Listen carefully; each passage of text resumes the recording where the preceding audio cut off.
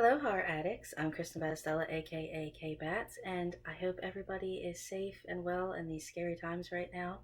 I wanted to show you a little bit of what I've been doing during my pandemic time. Now, I promised our illustrious horror hostess, our podcast mistress, Marion Rich, that I had horrific intentions for my new finished basement. So I wanted to give you a little bit of a tour.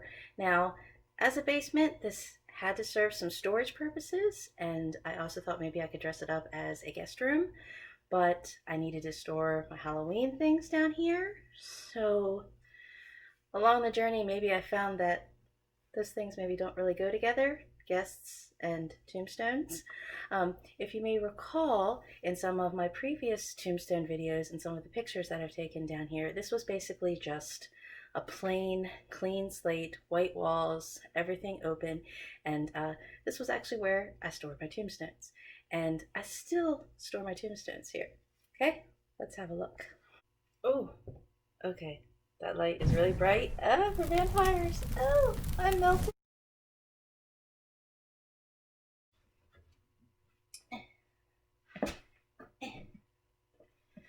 Oh.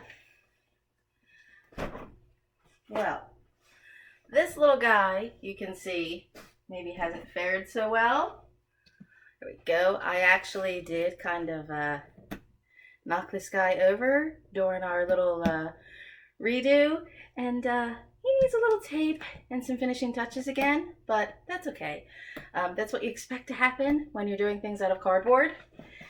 So he can wait over there. Maybe. We'll see about him. You can see my giant cemetery gate. Ooh, a little wobbly. Because I have an open ceiling here, I'm actually able to have this sort of top piece and the little spire that goes all the way up to my floor. Ooh, there's that fluorescent light again. Maybe guests wouldn't like that too much either. I don't think so.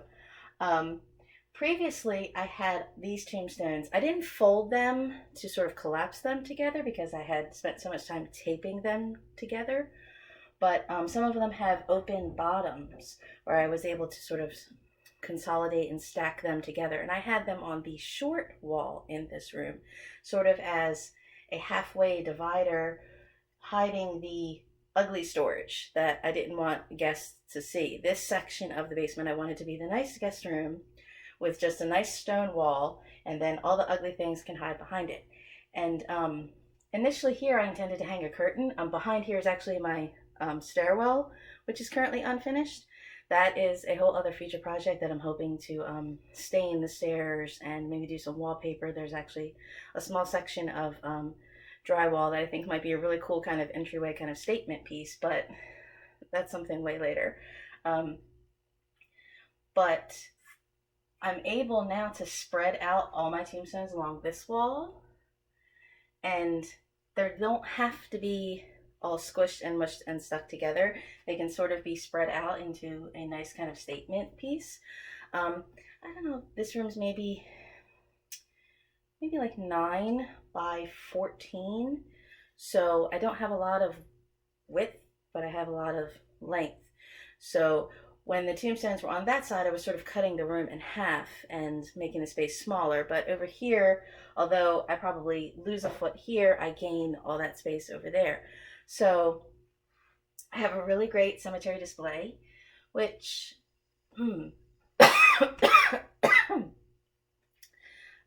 musty basement maybe. This led me to realize very early on in the project that maybe it wasn't necessarily a very good idea to turn my basement into a guest room. I was going to be storing my spooky tombstones here. Not all my guests are going to want to see that, let's be honest. That might really scare a few folks. And I mean, it is a basement. Maybe there would be some kind of, musty, smelly, even if it is finished, and spiders and bugs. And although this is blocking the stairwell, And the entire basement is finished, but the other side of the basement is there's actually gym equipment back there, believe it or not, where we all have our Wii and do crazy fun things. But that's also the utility side of the basement. So maybe this really should not be a guest room. So that kind of gave me the idea to maybe I could actually make this my whole kind of creative craft space, hobby room, studio area, workshop. Because if I'm storing my Halloween stuff down here and I'm making Halloween stuff upstairs, well, maybe I should just have everything all together. And me being spooky, of course, and thinking that my guests would be sleeping among the tombstones, I decided to make this a Dark Shadows kind of themed room. And that really steamrolled along when I decided to paint the walls. Woohoo! Paint. Yes. Hey, can you see anything? Yes. This is actually a delicious, delicious brown paint. It's called, of all things, Bigfoot. Yes, Bigfoot. Now, this is a basement. I should explain the parameters of this room while we're up against the blank wall, right? It's a basement with finished walls, but the ceiling is not finished. So the ceilings are already low and I'm short. I don't care if the ceilings are unfinished because I also find it very useful. Okay, I do have fluorescent lights that really show my vampire self on camera in certain positions, but that's also great work light. And I do intend to have other lamps in here as well for different task lighting or, atmospheric spooky mood lighting. But there's a lot of different plumbing and electrical things that are also open right now that it's useful to be able to access that type of thing, changing any kind of, if there's still some copper things up there that need to be sorted, plumbing and such. So I could put in a drop ceiling, but I would lose inches by doing that. And that's not so much that I care about that height, but for my storage purposes, which I'll also talk about as well, I didn't want to lose any of those kind of inches. I wanted to completely maximize the height of the wall because I needed to use every inch of this space in some kind of multi-purpose functioning capacity. So drop ceilings can also maybe be kind of expensive, $200-300. And if I put one in this side of the basement, do I have to put it in the entire basement? And they're not really nice. They're kind of ugly. I don't know, maybe in the future I would put some kind of nice kind of fabric swag or something, maybe in any spots that I think are ugly and I don't want to look at it anymore. But if I were upstairs doing some kind of really classy finish, I probably would do like a tin tile on the ceiling. And Bigfoot walls here, it's a brown, but as you can see, it's not, if you can see, I think it's a brown maybe more on the reddish side, more in a cinnamon perhaps kind of color, furry and cozy Bigfoot, as opposed to maybe like a cool, dark, dull kind of brown. I think when people think of brown in a basement, they probably think of, their parents' or grandparents' house with, the ugly kind of fake wood paneling where everything was dim and dull and creepy in, their old parents' basement. But this I found is very warm. And the reason I did this kind of paint, as I said, is because I love dark shadows. And I wanted to make this a dark shadows room. Now, this wall is plain, as you can see. I was very tempted. Well, twofold. I was tempted to just take this entire wall and do nothing but shelves for my storage. But this house was built in 1979, and we just moved here a few years ago.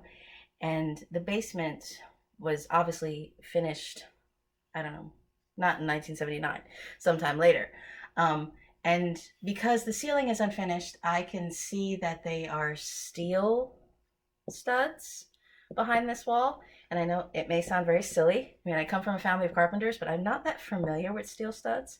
Actually, I'm very familiar with wood studs, but not steel studs. So I wanted to have multitask storage. I wanted to have, all my books and crafts and items and things on this wall.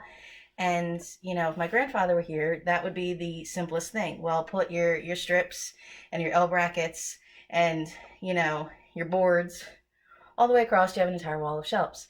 But I don't know what kind of structural kind of weight can go on this, you know, how much heavy items am I going to be putting on it? And if I already took a foot of space from this room that doesn't have a lot of width when I have my tombstones on that side, if I'm taking another 12 or 16 inches away from this side of the wall, then I'm going to end up with a kind of tiny room that I can't really do anything else. I'll have all my storage, but that's it. So, and I wanted the storage to look nice. Again, I was still under the impression when I first started this that this was going to be like a multi-purpose guest room. And I started doing this around December, and then as the pandemic came along, I really had to keep going, because then it was going to be, well, our supply is going to run out. Am I going to be able to get more paint if I need it? So I went ahead with the paint. Now, thinking of dark shadows, to me, this color is very similar to the walls in Collinwood. The way they've got that great old-fashioned wood paneling, or fake wood paneling, I suppose, because they were just on a studio set, which you could see if the camera panned the right way. Panned up and you could see the studio lights and all that. So I was tempted to do a faux paneled wall on this wall, which is, again, if you know your carpentry, is something that is doable.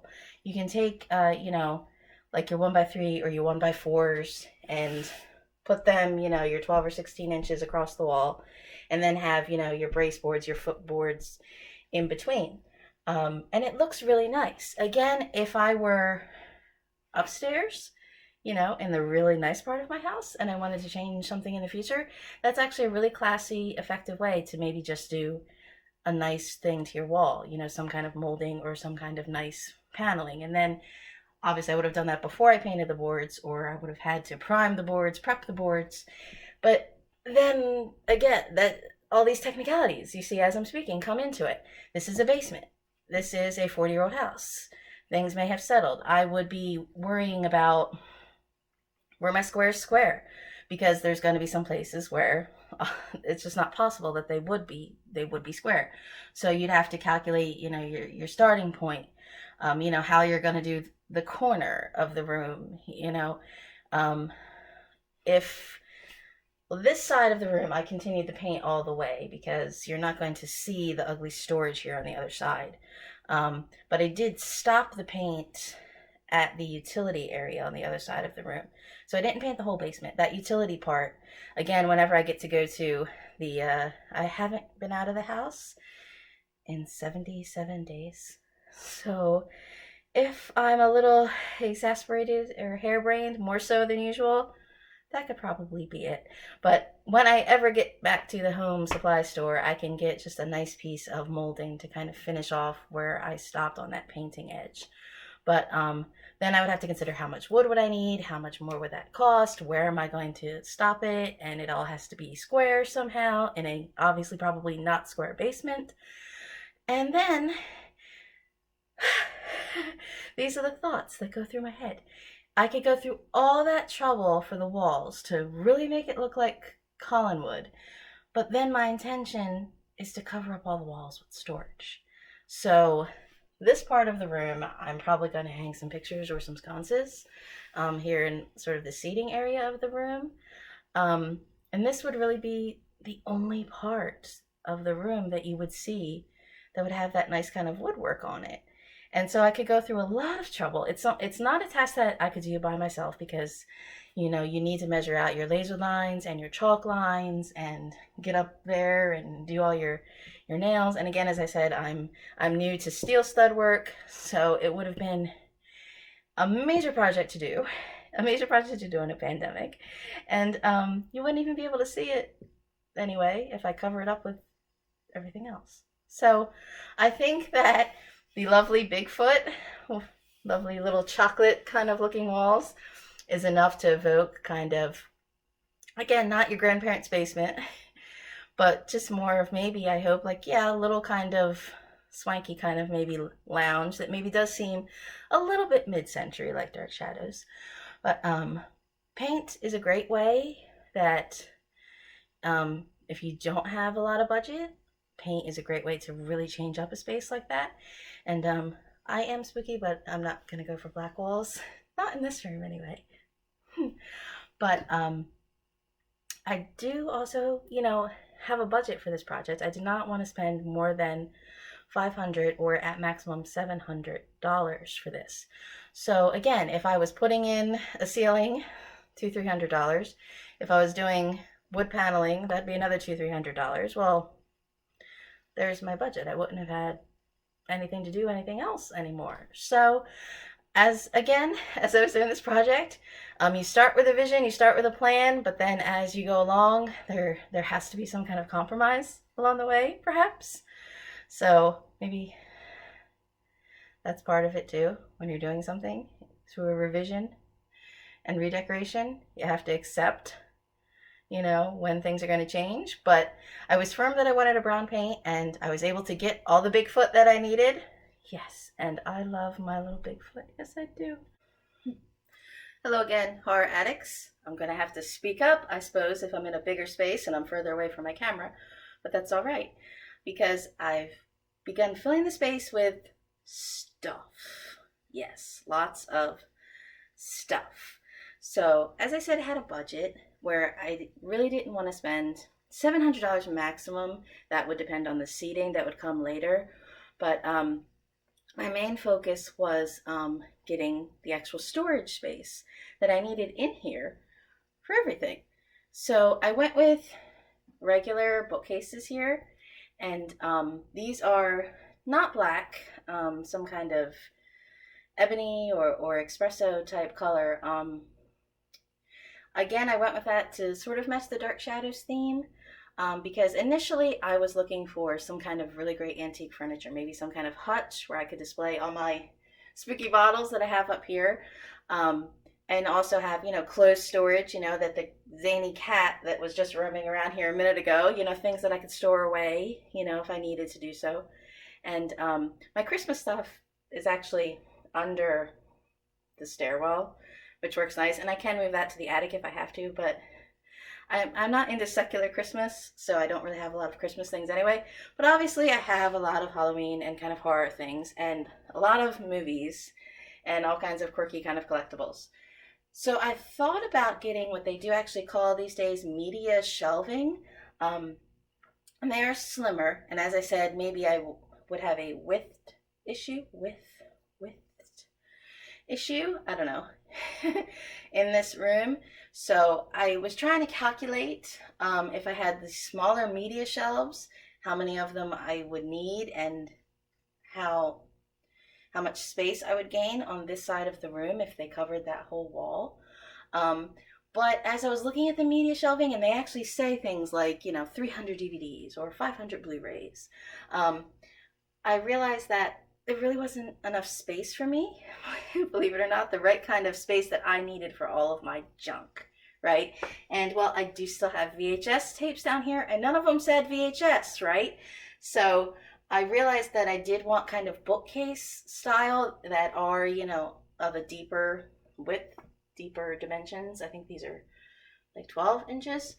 So that way, all of a sudden then, everything can be double stacked, they can be triple stacked, I can have, all my cute little things, there's a little Elvira back here. Ooh, there's a Crimson Peak thing back there too. Big shocker, right? All of my stuff could be here. I can see all the movies that I have, I can enjoy all the fun things that I have. And what I really love is that I have space for more things. That's the best part. So I have room with the bookcases, and I love that because this is open shelving and there are lines here, that does maybe mirror a little bit of what I was saying about the Dark Shadows kind of paneling. And I had wanted a real nice furniture piece or some kind of old piece. Again, in Dark Shadows, they've got those big chunky kind of armoires sort of in the backdrop of the room when you first go into the Collinwood drawing room. And so I wanted some kind of big cabinetry like that. But as I shopped, they were affordable, but real old-fashioned wood things like that are heavy. They come in one giant piece, and there really was no way that I was going to get them downstairs and into the basement. Um, so I ordered these online. Um, they were, I think, like 175 for two of them, and I ended up doing that because I think this was December or January when I started looking for these after I had been in some shops. When I came down to getting all of my Halloween and Christmas kind of decorations kind of sorted and organized, was when I said, okay, I need to, have proper storage here. But in stores, they only had small bookcases. And again, I'm short and I knew I wasn't doing the ceiling. As I said, I did not want to lose ceiling height. So I had to look online where I was able to get ones that were not 60, which is what I kept seeing in regular stores, but 72-inch shelves. So I have another shelf storage on top where I'm just meeting the below the floor, my first floor. And so again, I've got more storage space. And this delicious cabinet here was a little more than just a plain cabinet, but I went with these sort of paneled kind of doors kind of style. Again, just a little bit in that dark shadows room kind of mood.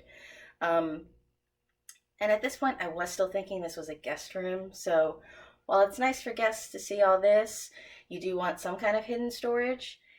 And I did not want some kind of plain. Initially, when we moved here, there were just those kind of metal, kind of industrial, kind of ugly kind of shelves that go in like your basement or your garage. And I did not want that.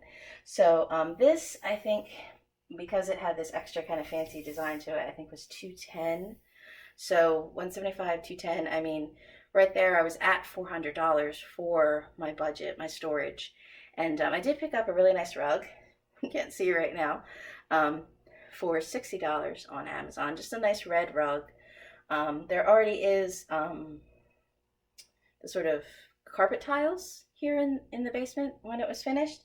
But just to sort of anchor, again, this room to make it a little warmer, this sort of section here. And so $50 paint, $60 rug, $400 for storage. Well, I'm really kind of at my $500 budget right now. So I maximized my budget though for what I knew I needed this room to definitely be in having multi-purpose kind of storage. This little spot over here, it's one of those little step shelves.